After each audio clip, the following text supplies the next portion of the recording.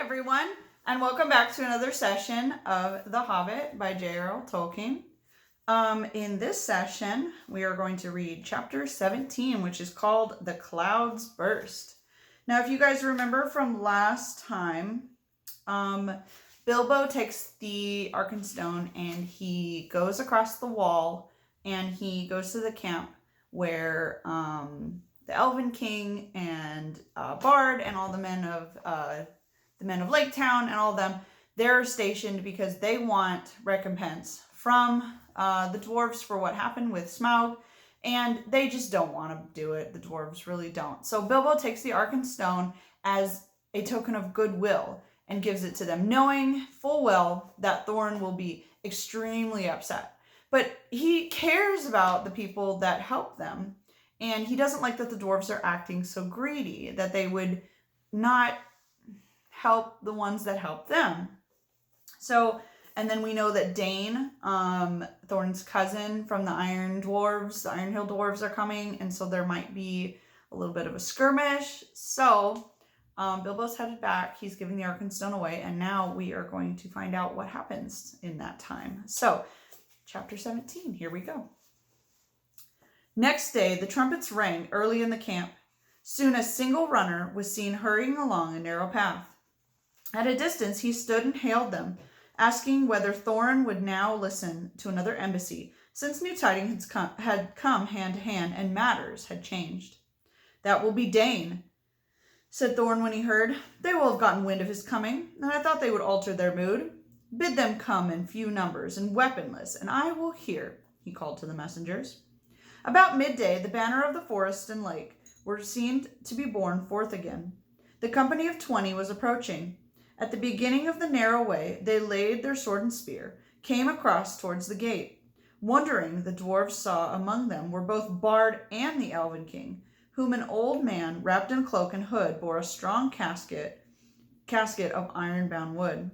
"Hail, Thorin," said Bard. "Are you still of the same mind?" And if you remember, the same mind was that he was not going to give anything to Dale. He was not going to give anything to Bard. He was not giving anything to anybody. He was keeping it all to himself. "My mind does not change with the rising and the setting of a few suns," answered Thorin. "Did you come to ask me idle questions? Still the elf host has not departed as I bade. Till then, you come in vain to bargain with me. There is nothing for which you would yield any of your gold? Nothing that you and your friends have to offer. What of the Arkenstone of Thrain?" Bard said. At the same moment, the old man opened the casket and held aloft the jewel. The light leapt from his hand, bright and white in the morning. Then Thorin was stricken dumb with amazement and confusion. No one spoke for a long while. Thorin at length broke the silence, and his voice was thick with wrath. "That stone was my father's, and it is mine," he said. "Why should I purchase my own?" But wonder overcame him as he added, "By how you came by an heirloom of my house. Is there any need to ask such question of thieves?" "We are not thieves," Bard answered. "Your own will give it back in return for our own." "How came you by it?" shouted Thorin in gathering rage. "I gave it to them," squeaked Bilbo, who was peering over the wall, by now in dreadful fright. You? Thorin cried, turning towards him and grasping him with both hands. "You miserable hobbit, you undersized burglar," he shouted, at loss for words, as he shook poor Bilbo like a rabbit. "By the beard of Durin, I wish I had Gandalf here. Curse him for his choice of you. May his beard wither. As for you, I will throw you to the rocks," he cried, and lifted Bilbo in his arms. "Stay, your wish is granted," said a voice. The old man with the casket threw aside his cloak and his hood. "Here is Gandalf, and none too soon, it seems. If you don't like my burglar, please don't damage him. Put him down, and listen first to what he has to say." "You all seem in league," said Thorin, dropping Bilbo on the top of the wall. "Never again will I have dealings with any wizards or his friends. What have you to say, descendant of rats?" Dear me, said Bilbo. "I am sure this is very all uncomfortable. You may remember saying that I might choose my own 14th chair. Perhaps I took it too literally. I have been told that dwarves are sometimes politer in word than in deed. The time was all in the same, when you seemed to think that I had been of some service. Descendant of rat, indeed. Is this all the service of you and your family that I was promised, Thorin? Take it that I have disposed of my share as I wished, and let it go at that. I will, said Thorin grimly, and I will let you go at that, and we may never meet again. And he turned and spoke over the wall. I am betrayed. It was rightly guessed that I could not forbear to redeem the Arkenstone, the treasure of my house. For it I will give 1/14 share of the hoard of silver and gold, setting aside the gems. But that shall be accounted in the promised share of this traitor. And with that reward he shall depart, and you can divide it as you wish. He will get little enough, no doubt. Take him, if you wish for him to live, and no friendship of mine goes with him. Get down now to your friends, he said to Bilbo, or I will throw you down. What about the gold and silver, said Bilbo. That shall follow after, as can be arranged, he said. Get out. Until then, we keep the stone, cried Bard. You are not making a very splendid figure as king under the mountain, said Gandalf, but things may change yet. They may indeed, said Thorin, and already so strong was the bewilderment of the treasure upon him that he was pondering whether, by the help of Dane, he might not need recapture the Arkenstone and withhold the share of the reward. And so Bilbo was swung down from the wall and departed with nothing for all his troubles, except the armor which Thorin had given him already. More than one of the dwarves in their heart felt shame and pity for what was happening. Farewell, he cried to them. We may meet again as friends. Be off, said Thorin. You have mail upon you which was made by my folk, and it is too good for you. It cannot be pierced by arrows, but if you do not hasten, I will sting your miserable feet. So be swift. Not so hasty, said Bard. We will give you till tomorrow. At noon we will return and see if you had brought from the hoard a portion to be set against the stone. If that is done without deceit, then we will depart, and the elf host will go back to the forest. In the meantime, farewell.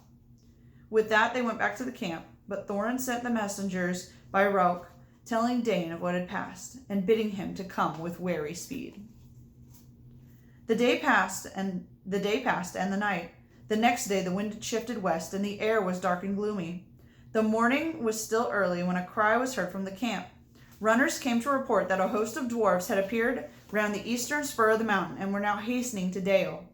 Dane had come. He had hurried on through the night, and so he had come upon them sooner than they had expected.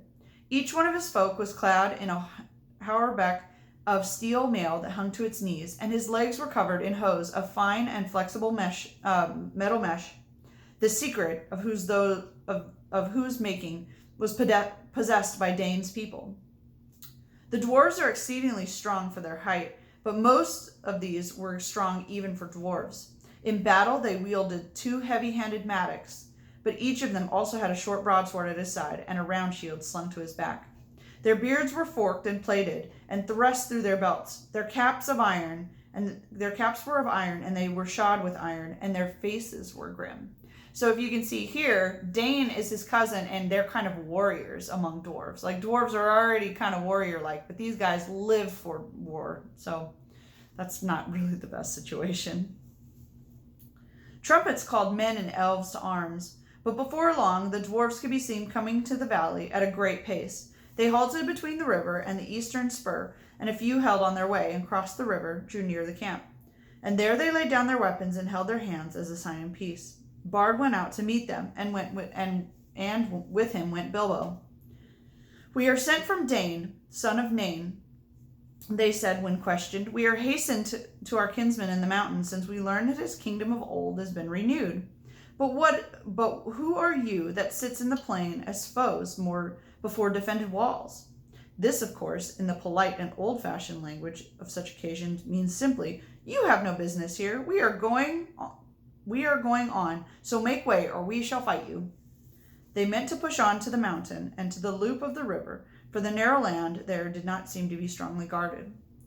Bard, of course, refused to allow the dwarves to go straight on to the mountain. He was determined to wait until the gold and the silver had been brought out in exchange for the Arkenstone, for he did not believe that this would be done. If once the fortress was manned so large and warlike a company, if they brought with them heavy store of supplies, for the dwarves can carry very heavy burdens, and nearly all of Dane's folk, in spite of their rapid march, bore huge packs on their backs, and in addition to their weapons, they would stand siege for weeks, and by that time more dwarves might have come, and yet, for Thorin had many relatives. Also, they would be able to reopen and guard the other gates, so that the besiegers would have to encircle the whole mountain, and for that they did not have the sufficient numbers. That was in fact precisely their plans, for the raven messengers had been busy between Thorin and Dane, but for the moment the way was barred. So after their angry words, the dwarf messengers retired, muttering into their beards. Bard then sent the messengers at once to the gate, but they found no gold or payment. Arrows came forth as soon as they were within shot, and they hastened back in dismay. In the camp they were now all astir as for battle, for the dwarves of Dane were advancing among the eastern bank. "Fools," laughed Bard, "to come thus beneath the mountain's arm. They do not understand that war above ground, whatever they may know of battle in the mines. There are many of our archers and spearmen now hidden in the rocks upon the right flank. Dwarf mail may be good, but they will soon be hard put to it. Let us set them down on both sides before they are fully rested." But the Elven king said, "Long will I tarry ere I begin this war for gold. The dwarves cannot pass us unless we will it, or do anything that we cannot mark. Let us hope still that something will bring reconciliation. Our advantage in numbers will be enough, if in the end it must come to unhappy blows." But he reckoned without the dwarves. The knowledge that the Arkenstone was in the hands of the besiegers burned their thoughts. Also they guessed the hesitation of Bard and his friends, and resolved to strike when they had debated. Suddenly, without signal, they sprang silently forward to attack, bows twanging and arrows whistling. The battle was about to be joined. Still more suddenly, a darkness came over them with dreadful swiftness. A black cloud hurried over the sky. Winter thunder on a wild wind rolled roaring up the rumbled in the mountain, and lightning lit its peak. And beneath the thunder, another blackness could be seen whirling forward. But it did not come with the wind. It came from the north, like a vast cloud of birds, so dense that no light could be seen in between their wings. "Halt!" said Gandalf, who appeared suddenly and stood alone with his arms uplifted between the advancing dwarves and the rankings of them. "Halt!" he called in a voice like thunder, and his staff blazed forth with a flash of lightning. "Dread has come upon all of you. Alas, it becomes more swiftly than I guessed. The goblins are upon you. Bolg of the North is coming, O Dane, whose father you slew in Moria. Behold, the bats are above his army like a sea of locusts. They ride upon the wolves, and wargs are in their trails."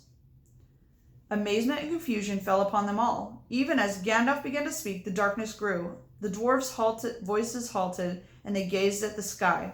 Elves cried out. "Come," called Gandalf, "there is yet time for counsel. Yet Dane, son of Nain, come quickly to us." So the big battle began that none had expected, and it was called the Battle of the Five Armies. It was very terrible. Upon one side were the goblins and the wild wolves. Upon the other were the elves and the men and the dwarves. And this is how it fell out. Ever since the fall of the great goblin in the Misty Mountains, the hatred of their race for the dwarves had been rekindled to fury. Messengers had passed to and fro between all their cities, colonies, and strongholds, for they resolved now to win the dominion of the north. Tidings had gathered in secret ways, and in all the mountains there was forging and arming. They marched and gathered by hill, by valley, going ever by tunnel or under dark, until around and beneath the mountain Gundabad of the north, where their capital, a vast host, was assembled, ready to sweep down in time of storm unawares of the south. There they had learned of the death of Smaug, and the joy was in their hearts. They hastened night after night through the mountains, and thus came at last on a sudden from the north, hard on the heels of Dane. Not even the ravens knew of their coming until they came upon the broken lands which divided the lonely mountain from the hills behind. How much Gandalf knew cannot be said, but it is plain that he had not expected this sudden assault. This is the plan that he made with the council of the Elven King, and with Bard, and with Dane, and with the Dwarf Lord now joining them. The goblins were now foes of all, and on their coming all other quarrels were forgotten. Their only hope was to lure the goblins into the valley between the arms of the mountain, and themselves to man the great spurs that struck south and east. Yet this would be perilous, if the goblins were sufficient in numbers to overrun the mountain itself, and so attack them from behind and above. But there was no time to make other plans, or to summon any help. Soon the thunder passed, rolling away to the southeast, but the bat cloud came, flying lower over the shoulder of the mountain, and whirled above them, shutting out the light and filling them to dread. "To the mountain," called Bard, "to the mountain, let us take our places while there is still yet time." On the southern spur and its lower slopes, in the rocks at its feet, the elves were set. On the eastern spur were the men and the dwarves, but Bard and some of the nimblest of men and elves climbed to the height of the eastern shoulder to gain the view of the north. Soon they began to see the lands before the mountain's feet, black with a hurrying multitude. Ere long, the vanguard swirled round the spur's end and came rushing into Dale. These were the swiftest wolf riders, and already their cries and their howls rent the air from afar. A few brave men were strung before them to make a faint resistance, and many of them fell before the rest of them drew back and fled to either side. As Gandalf had hoped, the goblin army had gathered behind the resisted vanguard and poured now into rage into the valley, driving wildly between the arms of the mountain, seeking for the foe. Their banners were countless, black and red, and they came on like a tide of fury and disorder. It was a terrible battle, the most dreadful of all Bilbo's experiences, and the one at the time he had hated the most, which is to say, it was the one he was the most proud of and the most fond of recalling long afterwards, although he was quite unimportant in it. Actually, I may say, he put on his ring early in the business and vanished from sight, if not all from danger. A magic ring of that sort is not complete protection in a goblin charge, nor does it stop flying arrows and wild spears. But it does help getting out of the way, and it prevents your head from being especially chosen from a sweeping stroke by a goblin swordsman. The elves were the first to charge. Their hatred for the goblins is cold and bitter. Their spears and swords shone in the gloom with the gleam of chill flame. So deadly was the wrath of the hands that held them. As soon as the host of their enemies was dense in the valley, they sent against it a shower of arrows, and each flickered as it fled with the stinging of fire. Behind them, 1,000 of their spearmen leapt down and charged. The yells were deafening. The rocks were stained black with goblin blood. Just as the goblins were recovering from the onslaught, the elf charge was halted, and there rose a cry from the valley, a deep-throated roar, with cries, "Moria!" and "Dane! Dane!" The dwarves of the Iron Hill plunged in, wielding their mattocks, and on the other side, beside them, came the men of the lake with their long swords. Panic was upon the goblins. Even as they turned to meet this new attack, the elves charged again with renewed numbers, and already many of the goblins were flying back towards the rivers to escape from the trap, and many of their wolves were running upon them and rending the dead and the wounded. Victory seemed at hand when a cry rang out from the heights above. Goblins had scaled the mountain from the other side, and already many were on the slopes above the gate, and others were streaming down recklessly and heedlessly of those that fell screaming from the cliff and precipice to attack the spurs from above.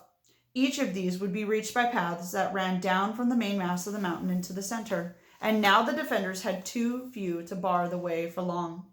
Victory was now vanished from hope. They'd only stemmed from the first onslaught of the black tide. The day drew on. The goblins gathered down into the valley. There a host of wargs came ravening, and with them came the bodyguard of Bolg. The goblins of huge size with scimitars of steel. Soon the actual darkness came coming to the stormy sky, and while still the great bats swirled upon the heads and the ears of the elves and men, or frightened vampire-like on the stricken. Now Bard was fighting to defend the eastern spur, and yet giving slowly back.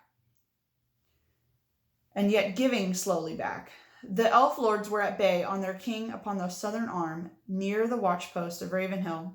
Suddenly there was a great shout, and from the gate came a trumpet call. They had forgotten Thorin. Part of the wall, moved by levers, fell outward to crash onto the pool. Out leapt the king under the mountain, and his companions followed him. Hood and cloak were gone. They were in shining armor, and the red light leapt from their eyes. In the gloom, the great dwarf gleamed like gold in a dying fire. Rocks were hurled down on them from on high by the goblins above, but they held on, leapt to the fall's foot, and rushed towards the battle. Wolf and rider fell or fled before them.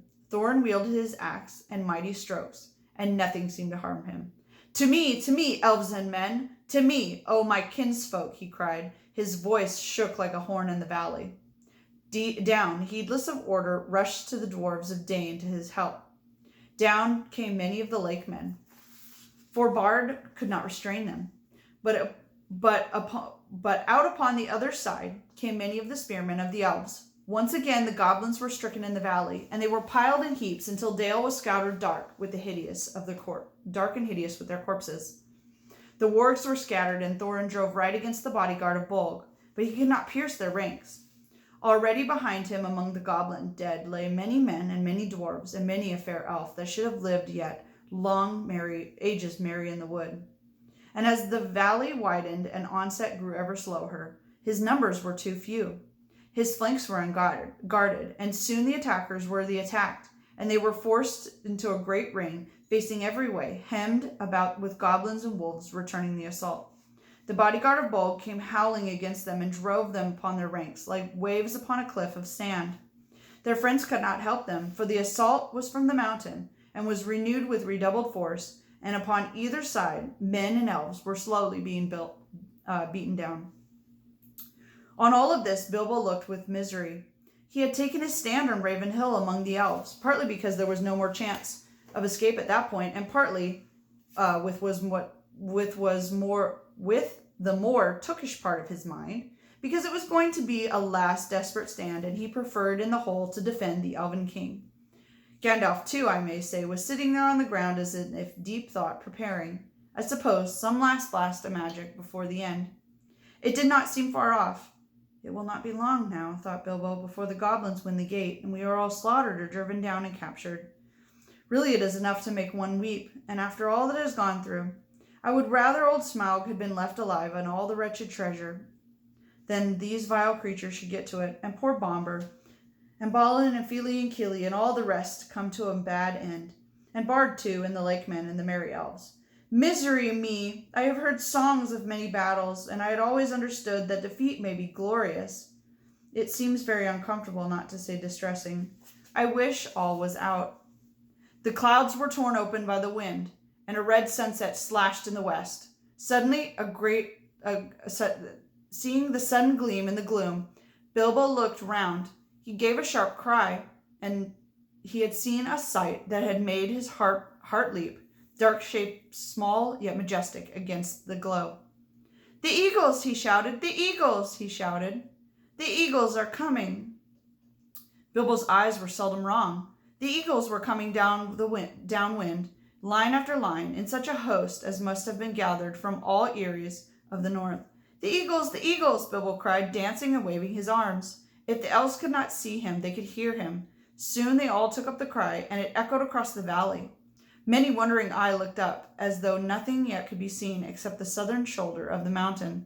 "The eagles!" cried Bilbo once more, but at that moment a hurling stone from above smote him heavily on the helm, and he fell with a crash and knew no more. Well, that was very exciting so far. I know we've left on a little bit of a cliffhanger, but there's only 2 chapters left, and the next 2 are pretty short. I may actually combine them together. I'm not totally sure. So that was chapter 17, which was the Battle of the 5 Armies. I've mentioned it so many times, but obviously if you've seen the movie, it's definitely different in the movie. They stretch it out a lot more. There's a lot more action.